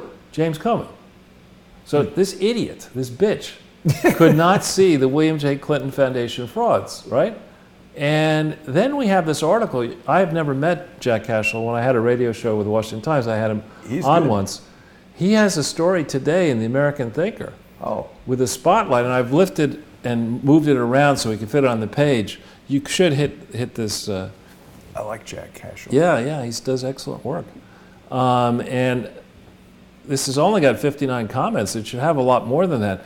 Basically what it's saying is that this puke, Bruce Swartz, a middle-level guy, an assistant attorney general in the criminal division, this dude is involved not only was he involved in the Mueller hoax, but he was involved, if you go down, actually back into the slide, I've lifted the key stuff. He's feckless, Charles. He was involved starting in 2002 to 2003. To boil it into a nutshell, he protected Sandy Burglar. Oh boy. So he's the specific person protective of Berger. Okay, and what the significance of this is that after 9/11 occurred, there were various inquiries and commissions. And at this moment, when the protection was going on, there was no Clinton Foundation. Yet the papers of the Clinton presidency were under the custody and control of the National Archives at locations inside Little Rock. And so what Berger was doing was going in and destroying and stealing documents that were potentially or likely to have incriminated the Clintons, Bill Clinton in particular, for behavior most likely underestimating what truly had been going on after the first World Trade Center tragedy, which occurred in 1993. It would not have been cricket to, in the 1996 campaign, say, re-elect me, Bill Clinton. I'm the guy who missed the threat posed by Al-Qaeda and others, and I'm the one who's refused to do anything about it. I'm the one slimming back the military. I'm the one gutting the CIA. I'm the one who erected the wall, thanks to Jamie Grelick, between the CIA and the FBI. All of that would not have helped his re-election campaign in 1996. So an effort apparently was made to destroy presidential records. And Sandy Burglar went into the National Archives multiple times, destroyed multiple records, and a Clinton-connected fuckwad, frankly, the technical term. This That's guy an Schwartz. appointed term, or he's nominated, he's elected just born to that way. He's born that way. Can't do anything about it. He's in the Bush presidency and then in Obama and now in Trump, he's still in a position to protect somebody, to protect the Clintons. Yeah. And this when you go into the specific dates that are into this excellent piece by Jack, and I didn't want to put the whole piece on, and page after page, you realize, I mean, there's some foreign journalists who said, various foreign journalists say to me when I start describing this, like, that must be some criminal conspiracy that's going on to protect the Clintons. They're like, yeah, you got that right. Well, how could that happen? So, well, because these people are a special kind of stinky, super deep state swamp people. They're really prepared to just destroy the system that we have by inserting people into the regulatory apparatus, the Department of Justice and the IRS, who are prepared to burn the system down to protect these people whose goal is apparently to burn the system down, the Clintons. Well, what you've just said speaks directly to that quote that's attributed to J. Edgar Hoover, that the individual is so overwhelmed by a conspiracy that is, so big they can't believe. No, that you're at a disadvantage because the conspiracy is so big that you just can't believe that it exists. Right. Exactly. Willing suspension of disbelief. So if we go to the next page. Here's this issue of, we've just spent endless time waiting for Inspector General reports out of the Justice Department, right? We've had a person who's now defending this unnamed whistleblower issue an Inspector General report about the intelligence community and the mishandling of classified information on July 6, 2015. And nobody's asking the question, what in the hell was going on as Hillary Clinton was running to be the candidate in 2008 and then ultimately to be Secretary of State? What the hell allowed Barack Obama George W. Bush first, to not have an OIG at the State Department, and for the entire period where Hillary Clinton was Secretary of State, there was no Inspector General? If it's so important to know what an Inspector General at the State Department, it's so important to know what an Inspector General thinks about a department, did no grown-up sit around the table, the cabinet meeting, if they had any, under Barack Obama, and say, no, wait a minute. We got Justice Department, there's an IG. We've got Intelligence Committee, there's an IG. State Department, how come there's no IG? I mean, for many, many years. How come this guy, Cookie Krongard is his nickname. That's weird. Leaves in January of 2008 over allegations that he, through his brother, is too close to Blackwater to really look seriously at the missing billions that were, stolen out of State Department money, potentially stolen out of Iraq and elsewhere. He leaves Nobody says, well, we better replace somebody. The Bush people say, we're not going to do that. We wouldn't want to find out the truth so long as W. Bush is there. And they leave that thing open. I mean, and surely Bill Clinton and Hillary Clinton would have some family knowledge of what an inspector general is supposed to do. She's the smartest lawyer in the world, and they make a decision to leave this thing vacant her entire time. In how many other cases, when there have been inspector generals, has an important high-budget cabinet department, the State Department is responsible for all of our international activities in all of the crooked countries around the world, including ours. The OIG investigates fraud, waste, and mismanagement. So what we're going to do under Hillary Clinton... Eliminate it. Eliminate that. Why do we do that? Yeah. And we've got Bill Clinton with a foundation. He's got a grift. We can't have an OIG in the State Department. And nobody's saying, wait a minute, why did this happen? And more importantly, Mueller first, and then Comey, the two successive FBI directors, how come those geniuses didn't say, no, wait a minute, we've got a large amounts of money and there's this suspicion here that something's awry, perhaps. We got this family from Arkansas who bankrupt, technically, in 2001 when they left in January, is now worth $250 million, whatever the number is. We've got, Obama, as my same Southern friend would say, he was fixing to emulate the Clintons, and nobody is going to put a deaf, dumb, and blind IG in there, but to leave it completely open. Braille records. Exactly, leave it completely open. It's just, you're asking, it's just beyond reckless, and it needs to be, people need to not only explain why this happened, right, but we then have to go through, and why did nobody bring it up? Well, that's a good question, because beyond reckless is very accurate. I had a friend who worked in the compliance department or of some kind of financial, maybe it was similar to Dillon Reed, I don't know. But you couldn't have a company like that and be like, we don't need a compliance department, just get rid of it. No, you can't. Couldn't do that for a day. So how solidly arranged is this OIG thing if you could just eliminate it and nobody notices for 8 years? Right, and so here we have, we got Comey, the guy who's I think a conflicted bitch, with a blot on his record, Dopey. Multiple blots on his record, Dopey Comey. He's the guy who says, in July of 2016, I'll make the call, coach, put me in. I'll make the call on Hillary. And he issues this, quote, report, which he shouldn't have done in the first place. I actually would fault, I think Hillary and her people would have legitimate beefs saying, you either indict me, in which case I'll defend myself, or you shut the F up, right? But you don't issue a report saying, I decided not to indict you, but I'm going to now impugn your character without giving you a chance to defend yourself. This is this idiot, Comey. But you're recommending the Daffy Duck shoot me now defense. Right, exactly. Shoot me now, shoot me later. Yeah. Duck season, rabbit season. Right. Well, I have a third possibility. What if they wanted him to do that because they had some plan? Comey is working in their favor, right? Why would he do something against them? I think that was some sort of weird plan to gaslight the public and make them think something was okay. It was just maybe to burnish his credentials with the right or whatever. But I think they intended all along to stuff the 2015 and 16 cycle. They were convinced. What do you mean to stuff it? That they would have the illusion of primaries and the illusion of a general election. And they just, right, and the illusion of the FBI investigating. Right. So he was just bolstering that. So the question is, was Comey put in there because he's basically, a designated cover-up leader. Right.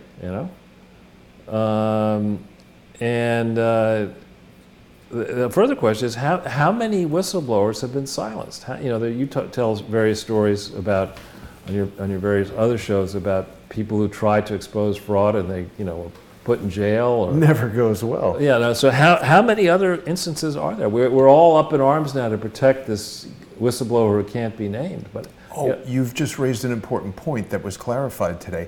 So people have been arguing about this whistleblower remaining anonymous, unknown, can't know him. That's not what Horowitz said. The IG statute says the whistleblower has the right to confidentiality which is a different word than anonymous and means something different. Right. He doesn't have the right to remain anonymous. No, of course not. Nobody does. Yeah. So this brings us to our next point on the next page. I mean, nobody has that right if they're going to accuse somebody of stuff. Particularly, now, we have a real, at least one real State Department whistleblower.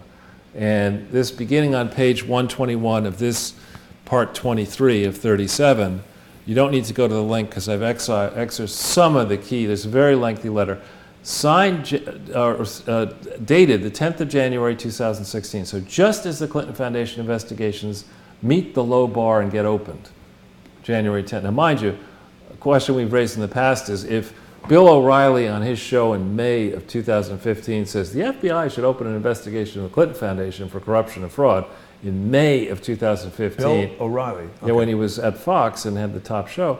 He says that a lawyer, private lawyer, according to the first Horowitz report, contacts Horowitz and says, you better open an investigation into the Clinton Foundation. But the bar is so low that Comey doesn't get around doing that until January of 2016. Then, with 2 investigations open, at least 2, Comey says he gets a letter. Maybe this went into the circular file. And the letter says, in the reference section, and you can see it, the receipt for the letter is on page 121, the letter follows.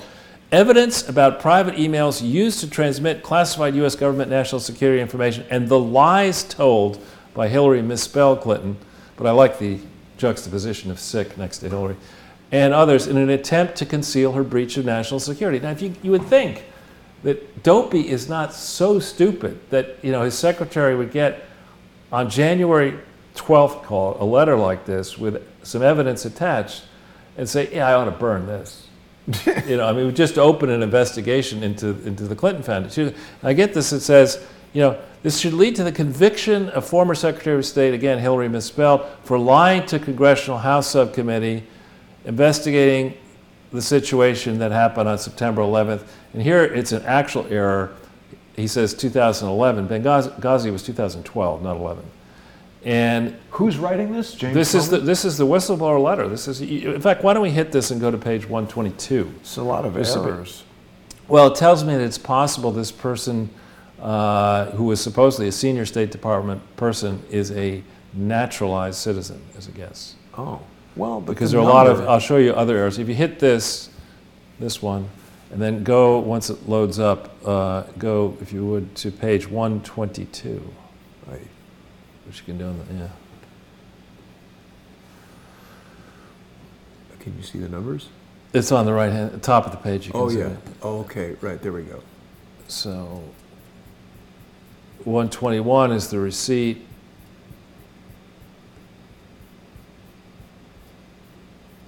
There you have the receipt. So what do we want to see? Next page. Here's the letter. Okay. What does it say at the top here? January 10th. No, all the way further up. Yeah. Date is 2/2. So it's unclassified on the 12th of February 2018. So be curious who made that decision to unclassify this letter and why then, right? But here's the letter, okay? What's the B stand for, bitch?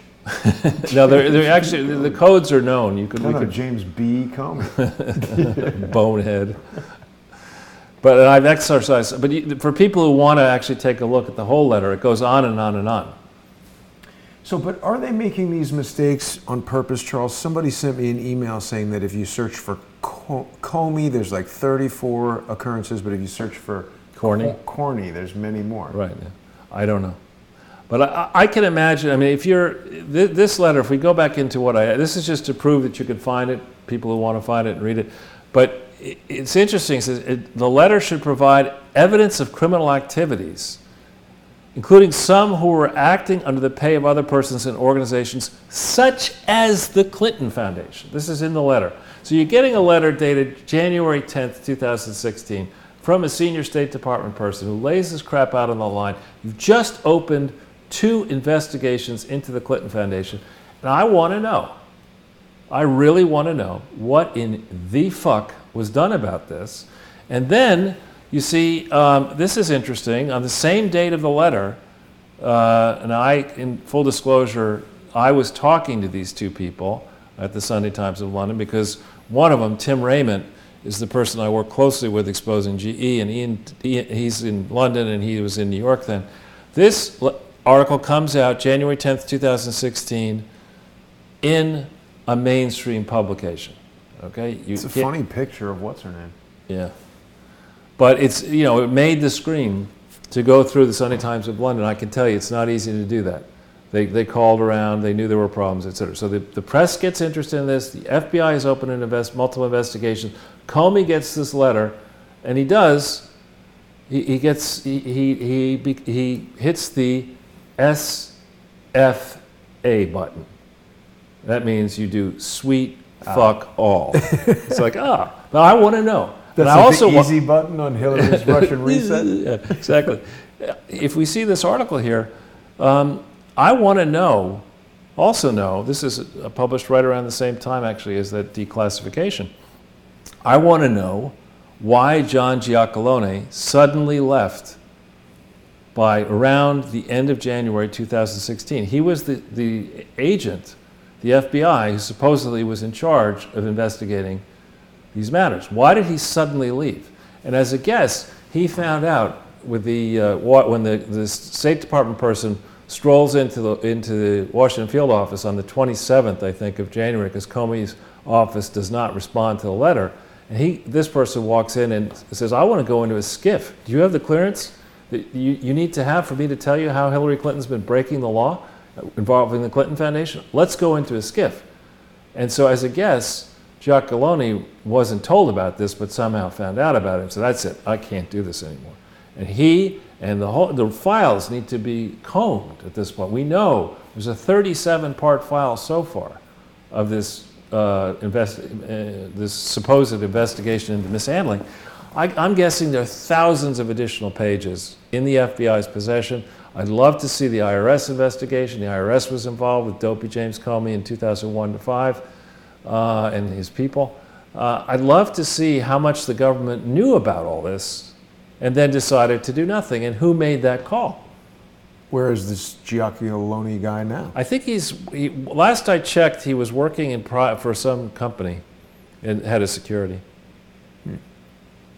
This is one of these supposed great line guys. Well, he at least left, because, I mean, right. So but wait, there's more. Let's keep going. All right. So then we get to the tarmac meeting. And I'm going to break a little news here, because I don't think I may have done this before, but the tarmac meeting occurred on the 27th of June, 2016, okay? Mm-hmm. And for people who want to see what the FBI was concerned about, let's not pull these links up because I'm mindful of the time. People can go and look, and my takeaway from the links is they seem to be a lot more concerned about finding who was leaking out the details of the tarmac meeting than in how could Loretta Lynch take this meeting, and what was, they were much more concerned about, we better not let this shit out again. Yes. We nearly got caught, So it's not directly related, but in the timeline it follows that on the 25th of July, I sent an email to Napolitano and Rosen at Fox because there were a whole bunch of WikiLeaks that come out on DNC emails, and I say here, the lack of emails is fanciful. Assange probably has a bunch of them, and they will crucify Clinton and implicate Obama. This I send out on 9:33 in the morning.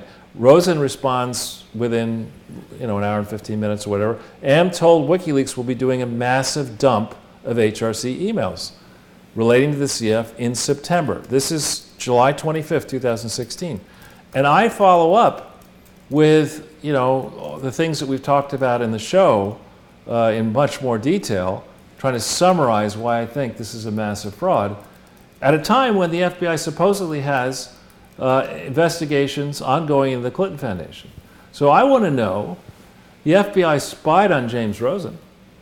Under Mueller...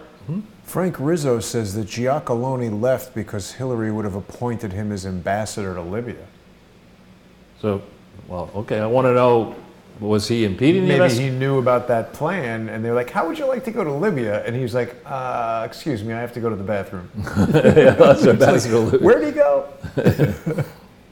So I want to know certain things. I want to know at what stage had the Clinton Foundation reached? You know, we have various reports that 8 line agents in 4 offices were all gung-ho. You know, people were spying on James Rosen, you know. The author? James Rosen, the Fox guy who ultimately had to leave, left Fox, but you know, he was the guy that they were spying on his father under Obama era, they were spying on his family. So my point is, by July 25th, 2016, how far advanced was the Clinton Foundation investigation? Who was leading it? What had they found? What had they decided not to look at? And how come no one to this day has ever talked to me about these emails? Right? They have them. Yeah, because they know that you're going to get them in trouble if they talk to you about it. All right, so if we keep on going. It's like, why hasn't nobody told the police about this? So then we get to this issue of the laptop. And I have a link here to the True Punditry. He's got many stories in True Pundit alleging there was an internecine battle between New York PD and the FBI, and New York Police Department had this Aberdeen Wiener laptop well before the FBI analyzed it on the 3rd of October. First question is, you know, hearkening to the Michael Cohen situation, where Michael Cohen gets everything in his possession is searched through, even though he has, in theory, there's attorney-client privilege between him and Trump. You know, you're going to do that, but in the case of this slime bucket Wiener, right, who's really an egregiously horrible human being, in the case of him, they get his laptop, Aberdeen and he share it, and it's like, we're not going to look at that. I mean, you know, and here's this. People can look into this for themselves. There's one FBI vault file. I excerpted the text here. The 3rd of October. It starts with just putting this on the record because of the optics of the case. Let's think about it. These are FBI people writing memos. Is that the way FBI people Why write? do they care about the optics? It's like a Valley Girl doling out justice. It's like a Valley Girl writing it. Just putting this out there. I mean, that's not that what you expect. But they're admitting to being a PR agency. The FBI is supposed to find evidence of crimes and prosecute them, not to, or just investigate them and hand over the results. To the Department of Justice, yeah. They're not supposed to worry about optics. Right, but you know, you look at this, and yeah, I'm okay with numbers, but here's this person, maybe he or she is not so good with numbers, but I encountered approximately / at least 340,000 emails stored on the computer. So that's a lot of emails. I mean, I don't have 340,000 emails on my computer. So, you know, you've got that many. How do you encounter, and how do you count? You can just, in the program, ask it how many are there. I understand, but, you know, you've got this, we know, because under oath, Kendall submits, and Hillary, I think, also submits, and Cheryl Mills, a statement saying, here are my 61,000 pages of emails, right? That's all my work-related emails. Now you have, in contrast, a sleazeball laptop, or a laptop controlled by sleazeball, maybe plural, that has 340,000 emails. And wouldn't you say, this is October 3rd, you know, 5 weeks before the election. Wouldn't you think that if there were no bias, people would say, you know, we got a real problem here, because Hillary and others back in 2014 turned over their emails and said that these are all the emails, and now we have this laptop which we didn't know about, and then it says a significant number of these 340,000. I don't think that means 10. I think that means hundreds of thousands of emails were between Uma and Hillary. So let's say it's 150,000 or 200,000. Or just probably most of them when you're looking at it. So okay, like, well, Hillary only turned 61,000 over, and you're saying that, you know, double that or triple that, or between Uma and Hillary. And it says here, the latter, Hillary, appears to have used a number of different email addresses. You know, I have always, this idea, when I was buying companies or selling companies, I always would because they're complicated, never limit my inquiry. So give me everything, you know, and I'll decide what's important. I'm going to be buying this company. I want to know everything, every liability, everything. And similarly, you've now discovered that she has a number of different email addresses. Okay, how many different email addresses? And for that matter, how many did Uma have? And was it the right thing to do, as Horowitz and others and Comey did in this investigation of Hillary, the first one of mishandling? Was it correct to use just the few email addresses that Hillary employed from January 13, 2009 forward? What if she had other ones? Most people have personal email addresses that they began to start using in, if you're not back in the day. Back in like 2001 or 2. A lot of people have vestigial email addresses hanging around. Like AOL.com. Yep. I won't give the person's email up, but a pretty famous person I know has... The Genie account, CompuServe, right. all that stuff. Yeah, I had, that's my first one, CompuServe, which I don't have anyway. This person, whoever it is, admits in a file memo dated the 3rd of October before the election, when we're in a position to do something about it, that there appears to be a whole bunch of emails that could be highly relevant. And then we have the priceless sentence. The Southern District of New York is comfortable with me confining my review as I have, which is to not read any of these emails. I mean, this is just... How to not investigate. I mean, it's just the opposite. We've got, in the case of Carter Page, right? We want authority. Just as we're about to just several weeks as we're about to go up and whoop his ass and others and say, we want all of his email traffic. We want to surveil him telephonically. We want this, with Carter Page and those people, we're going to exhaustively go after everything. But with this trove that we found, look at it. I'm not going to look at that. Yeah. There's no bias, of course, in the FBI. That's not a biased thing. Right. And then it says, and it goes on to say, even if there's a third party in those emails, I will not reveal their content out of an abundance of caution. And what if obviously, the third party is the point being that if you've got, they want to make sure if there's if it's an attorney email from Weiner to his attorney, you're not supposed to be reading that, right? Unless it's Michael Cohen, which case, right? But in this case, no, we'll be really super careful there. And if what we have is, two people conversing who are not Weiner, and so it's some third person, Uma, with Hillary, I will not review any emails to which Weiner is not a party, such as emails between Ms. Eben and Mrs. Clinton, Aberdeen and Mrs. Clinton. Now, I just want to make sure I'm on the team here. I'm not going to look at anything that might sabotage Hillary Clinton. And that's why I'm going to write this memo to the file on the 3rd of October. And I just wanted to formally bring this to your attention due to the pending election, i.e. so that when Hillary wins, you could make me head of the FBI, or because I saved the day, because I didn't do anything about this. And by the way, I have no plans to commit suicide. Right, exactly, as of yet. Yeah. But so then we discover the 30th of October 2016, another warrant gets issued. So it gets issued, and here you have, we've shown it before, but if we hit this link, you can see the actual warrant. So did Horowitz look into this dissonance? In his first report on the mishandling of classified data, in the most recent, by Hillary Clinton, in the most report, did he look into this dissonance where on the one hand, if it's Hillary Clinton, you get deference.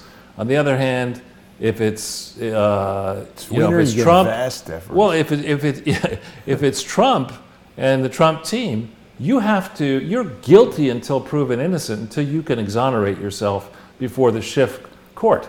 Yeah. That's the standard for Republicans and conservatives and enemies of the deep state. On the other hand, if you're Hillary and you're about to, take this corruption to the billion plus, maybe trillion level, you get all the deference you need. So, and that thought is on the top of the next page. We had a little production slide here, see. So the final point is, with Michael Horowitz in the IG and Durham, okay, there is a standard, and we don't have a link to this, but there is a standard. There are legal standards under state law for the standards that directors, or in this case trustees in the Clinton Foundation, are required to hold themselves. They owe a duty of loyalty to the organization, the tax-exempt organization, at all costs, above everything else. So in other words, if there's a conflict and the Clinton family gets harmed, but the Clinton Foundation, benefits, the Clinton family takes the bullet, which is something they don't like to do. There's a duty of obedience to the law, but of course the fuck that principle applies when it comes to the Clintons, right? So you have a duty of obedience, loyalty, and the other one is you have to actually take care, duty of care. You have to make sure that you know these laws, know these regulations. This is the duty of I don't care. Right, and so, did the Horowitz effort, or has the Durham effort, considered this record, which to me shows straight up reckless disregard for all relevant law, dating back to October 23rd, 1997. It implicates Williams and Connolly in my mind, and lawyers there, BKD for certain, and accountants and supposed accountants there, the Clinton family, big donors, a long-standing pattern and practice of reckless disregard for laws that regularly put lesser souls in prison for smaller offenses, federal prison, for multiple years, 1, 5, 10 years for 5 million here, 2 million there. So you cannot consider the mishandling of classified information cases fairly, or this latest Horowitz report fairly, without understanding what the Clintons and Comey and Mueller and others around those people and Rosenstein were trying to cover up. We haven't heard too much from Rat Rosenstein. Yeah, I know. And so in the first Horowitz report, a lot of attention was given to 18 U.S.C. 793 D and E, but less attention was given to this 18 U.S.C. 793 F, and certainly no attention was given regarding this statute and the known facts that had known today but had to have been known then about the conduct of the Clinton Foundation. So as Hillary Clinton was Secretary of State, I would argue that the standard of operation of the State Department certainly was grossly negligent under her watch. Here you have a former President of the United States, her husband, bringing all manner of strange people. We know that various heads of states, or former heads of state, are visiting in Chappaqua. You have confidential information flowing up to Chappaqua through the toilet bowl server system, probably printed out, hiding in plain sight as these guests come in and out. Hillary's making decisions. Isn't the maid printing them or something? The maid is printing, Butler, Butler did it, other people are printing stuff out. And, Horowitz isn't saying, this sure looks to me like gross negligence. Yeah. 100% of the State Department's business goes through the places in the Clinton home where they're doing the business. And others is being sent down to Washington, D.C., and certainly these records were removed from their proper place of custody. Right? Certainly. And Hillary cannot say, as the smartest woman in the world, smartest lawyer in the world, that she didn't have knowledge as a Yale Law School graduate that this was wrong. The penalty for each violation here under 18 U.S.C. 793 is a fine and a prison for not more than 10 years, right? Mm. And if you have 2 or more people conspiring, Bill and Hillary, Bill, Hillary, and Chelsea, Bill, Hillary, Chelsea, and Lindsay, you go through the list in this period when she's Secretary of State, conspiracy, let's tack on another period of time for that. Okay, and then you have to forfeit to the United States the money. The money, right? And here we're sitting here, Donald Trump's sitting here, he's getting a lot of incoming missiles about the budget deficit, that he inherits a structural deficit from Bush and Barack Obama. We need to balance that budget. We got some millionaires and billionaires out there, right. Bill Gates and others, who should owe the Treasury tens of billions, taken as a group, if not hundreds of billions of fines for having donated to something that was not a real charity, but claiming that it was. We have a golden opportunity to really nuke the swamp by getting serious about this whole process. Not simply the first order effects of what were the Clintons doing, but the second and third order effects of, why did the system allow this to pass and escalate? Both the IRS, the Department of Justice, the non-existent Inspector General at the State Department, why were all these controls gamed?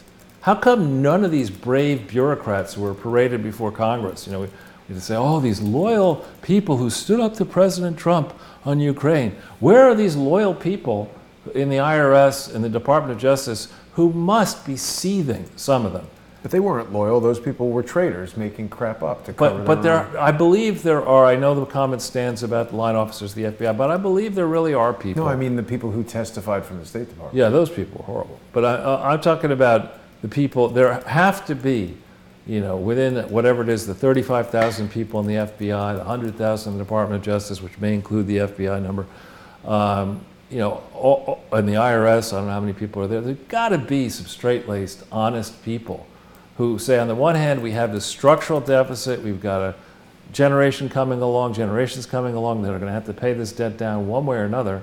On the other hand, we have Bill Gates and billionaires swanning around the world, throwing money around, benefiting themselves, running these monopolies or near monopolies, and trying to virtue signal that they're doing really great stuff, when one could argue that the Gates Foundation programs have destroyed a lot of countries and places around the world. So I hope that out of all this, we've got a lot of noise in Congress, and we've now, I think, successfully, or not we, but the world at large should have seen that the mainstream media is indeed hopelessly corrupt, as Donald Trump has been pointing out. And now we're in a moment where Donald Trump's got to lay down. What do you mean? He's got Durham. He's got to lay down the law. Lay down the law, exactly. Yeah. We have to set meaningful precedents. There has to be whatever the case is called, so-and-so v. Clinton family, so-and-so v. Clinton crime family, has to be a precedent that says nobody, and especially a president and a dynastic political family, may not behave this way in the name of a charity around the world, enrich itself, and destroy so many noble causes, because frankly there are a lot of great charities around the world, by this behavior, by allowing this precedent to stand. Donald Trump has got to put the spine in Durham, the spine in Barr, and say, listen, we're not going to study this to the end of time. You've had a lot of time here, right? You have a right to a speedy trial. Clearly, Speedy Gonzalez is not a relative of Inspector General Mike Horowitz, right? We need a little bit more speed here. Well, he's a lawyer, Charles. He's getting paid by the hour. Don't rush him. I told you in high school I used to work at the 1 hour photo place, and there was one guy there who people would come in and he'd be like, look, don't rush me. So that was that. But I think that's it for the presentation, right?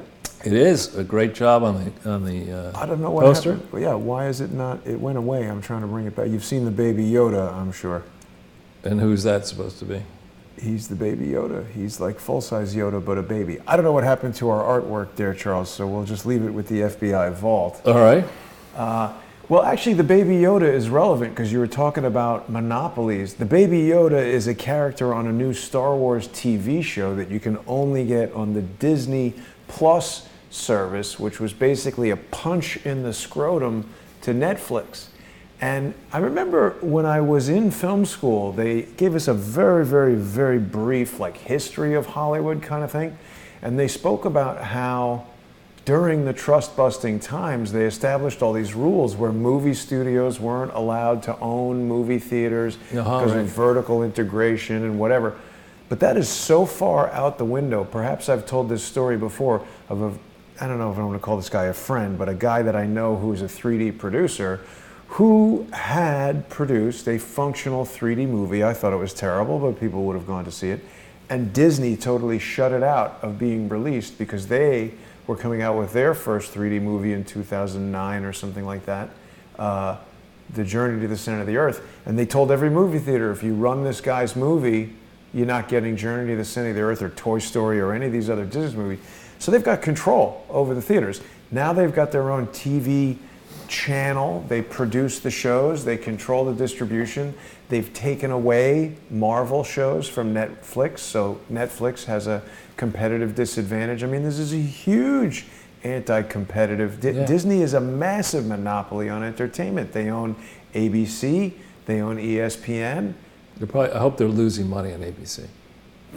I don't know. I mean, Was there, now I'm thinking about, there was the first, in, I think. No, we have another one here. This is pretty interesting, too. See, you know what? This... Yeah, this one. Yeah, that's the one. Yeah. We did not know this before Jason selected the slide. which now we can't recover. No, I'm going to get it right now. But it turns out that Comey and Schiff are going to be interviewed by Chris Wallace, who I think, he does his level best to go after conservatives and Republicans on Fox News Sunday, which is probably why the audience is dropping. We'll see if he applies the same, approach of aggressively questioning Comey and Schiff. And remember, I don't think Chris Wallace is a lawyer, but I also don't think Comey and Schiff technically should be lawyers, but they have the sheepskin. I don't even think Chris Wallace is a journalist. He's just a dope. He's the son of a journalist. Yes, he's the son of a something. But it'll be really interesting to see. I don't think I'll actually watch the Fox News Sunday. I think I'll wait because we'll be on. But I think I'll wait for the summary. But it'll be interesting to see just how tough he is on the dope and I think it's very telling that these guys aren't willing to testify under oath before Congress, but they are willing to run off at the mouth, gaslight everybody, and socially engineer the world on the news. Yeah, and we've stayed away from Brennan, but I think we're going to have Hayden, Brennan, all these guys, especially Brennan. I don't know, Charles. When are you going to arrest somebody? Everybody's waiting for you to. Yeah, that's right. It's my job. Remember, I retired July 31st, 2002. Retired. Don't work not in the business of arresting anybody anymore. Well, Charles, tonight we're going to have a presentation on the sponsor exclusive channels from Lee Stranahan. The new show High Dive happens at 7 p.m. every Wednesday. So for people who are sponsors on patreon.com/crowdsourcethetruth and subscribestar.com/crowdsourcethetruth, you can see that show. It should be simulcast on patreon.com/Stranahan as well. But Lee is in London actually right now. We got the whole election thing happening tomorrow, right? With the one that the Russians are arranging. The Russian stooge is running against whoever Hillary wants to win. Well, give Lee my best and good luck with the show. Thank you. And hopefully people will become sponsors and tune into that show at 7 p.m., which is an hour from now. Yeah. So thanks for that, Charles, and thanks everybody for watching. See you later.